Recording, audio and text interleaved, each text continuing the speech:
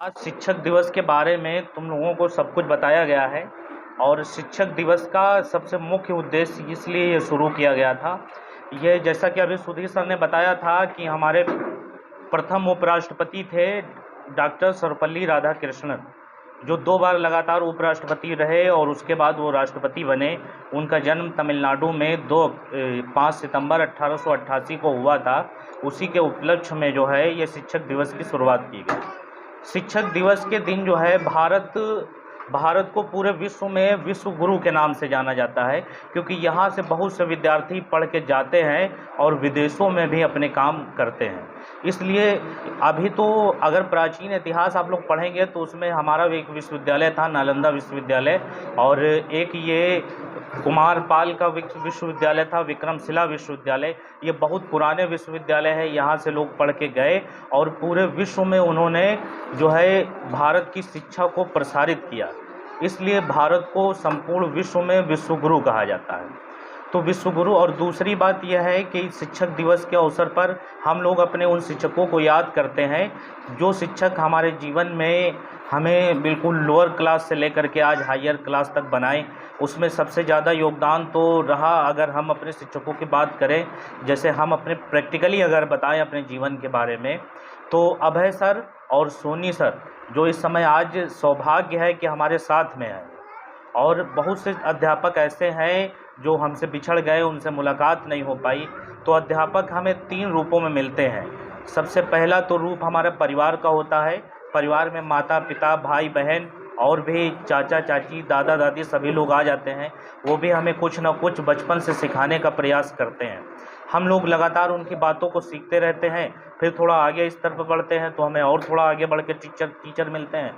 लेकिन हमारे जीवन में अभय सर का इतना बड़ा रोल रहा है कि जो है हम उसको बयां नहीं कर सकते। समझिए, हमें जैसा कि अभय सर ने अभी बताया कि हमको जो है पढ़ने में बहुत अच्छे हम नहीं थे।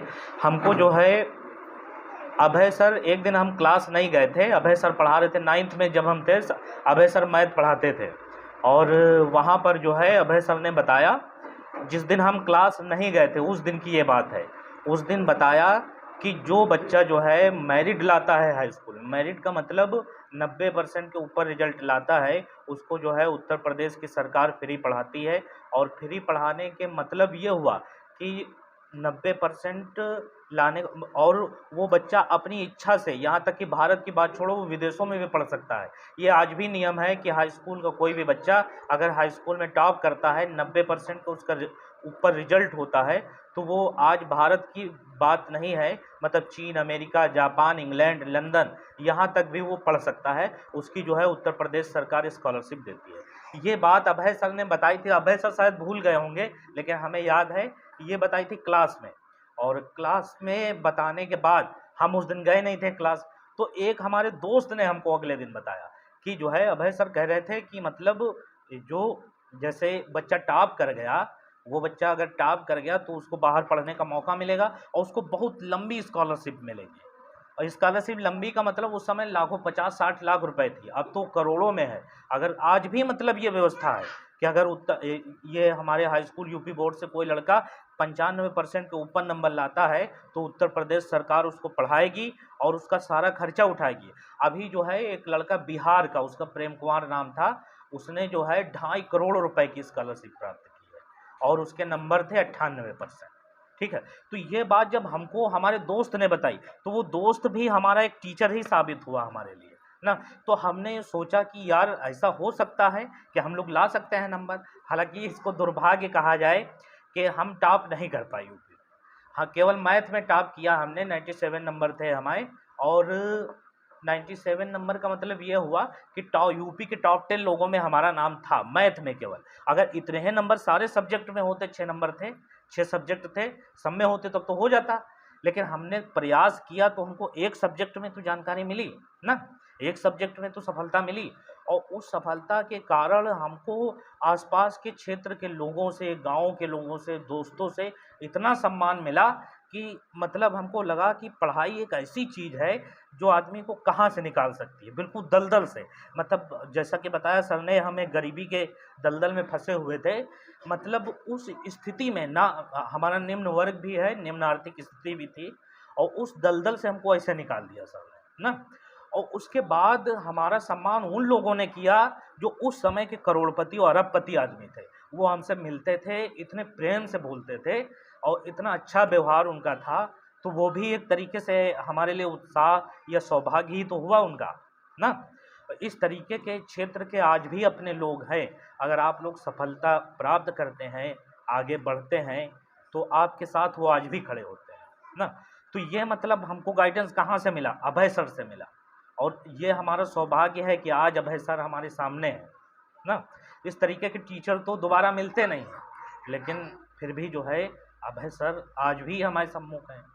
तो अभय सर का हम जितना जितना धन्यवाद दें, और सोनी सर का, और भी हमारे और अध्यापक हैं, क्योंकि आप शायद 2 ही लोगों को जानते हैं, अभय सर, सोनी सर, और थे अजय सर थे, और हमारे वो प्रवेश सर थे, और उसके साथ में गोस्वामी एक टीचर थे, वो भी थे। बहुत टीचरों ने मतलब अपना योगदान। उसके बाद मतलब जब हमने हाई स्कूल में हम स्कूल टॉप थे, यूपी में टॉप थे रहे। यूपी में टॉप तो हमारा मैथ में था केवल, मतलब वो भी टॉप 10 में, लेकिन इस स्कूल टॉप हमारा था।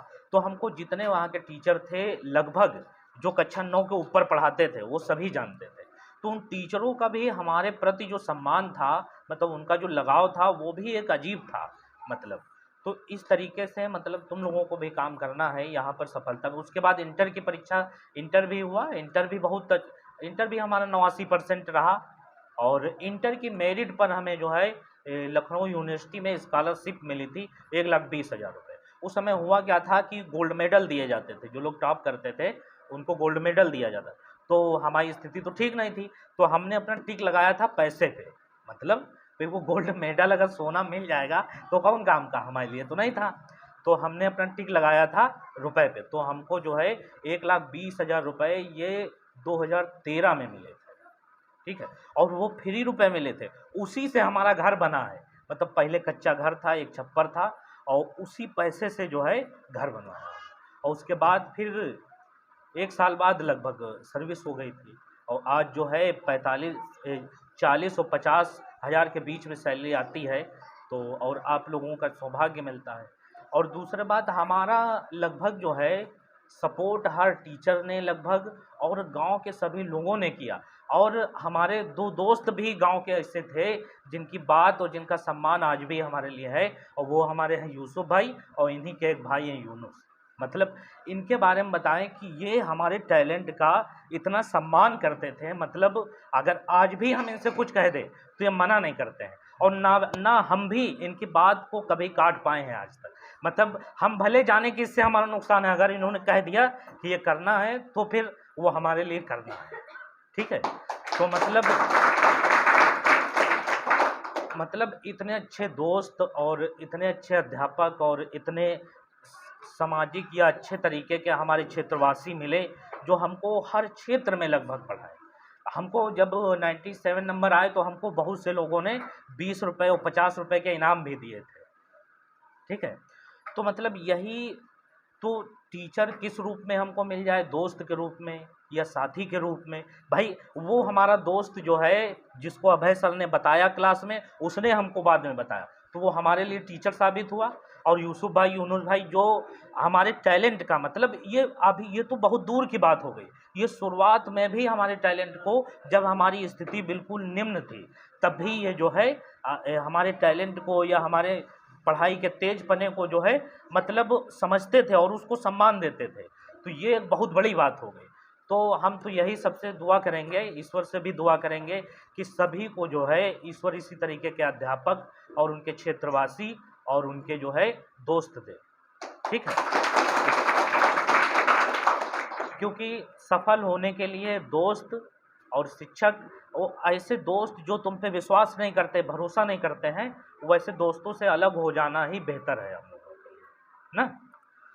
तो इसी के साथ हम अपनी बात समाप्त करें। ये मतलब रियल एक्सपीरियंस है हमारा।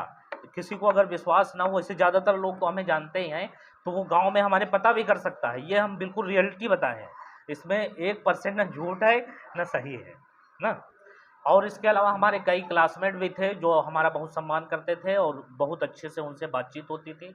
मतलब कभी हमको जो है अपने दोस्तों के द्वारा, अध्यापकों के द्वारा, ये क्षेत्रवासियों के द्वारा अपमान की स्थिति नहीं मिली, और उसका कारण सिर्फ था कि हमारा जो है पढ़ाई के प्रति लगाव अच्छा होना और पढ़ाई में तेज होना और लगातार टॉप करना ना। तो ये जब स्थिति तुम्हारे अंदर भी बन जाएगी तो तुम्हारा भी यही हाल हो जाएगा, क्योंकि किसी ने कहा है कि जब व्यक्ति सफल नहीं होता है तो अकेले वो चलता है, और जो सफल हो जाता है तो उसके पीछे चलने वाले हजारों हो जाते हैं। जो आज ताना मारते हैं वो भी तुम्हारे साथ हो जाएंगे कल ना। तो इसलिए जो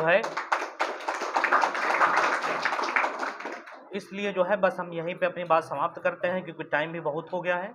ठीक है, तो आप लोगों से, ईश्वर से भी यही प्रार्थना हो, जितने गुरुओं ने हमको आज तक पढ़ाया उनको भी ईश्वर जो है उनकी आत्मा को शांति दे। कुछ लोग जीवित हैं, उनको सफल बनाएं, जैसे कि अभय सर और सोनी सर का रोल हमारे जीवन। एक आते थे श्रीवास्तव सर, सिद्दीकी सर, आप लोग तो नहीं जानते हैं, लेकिन उनका भी बहुत रोल रहा हमारे जीवन में। ठीक है, तो हर एक अध्यापक का अपने स्टेज के समय में एक महत्वपूर्ण रोल रहता है, इसलिए जो है हर अध्यापक हमारे लिए उतना ही महत्वपूर्ण है जितना कि एक बड़े लेवल का ना। इसी बात से समाप्त। जय हिंद, जय भारत।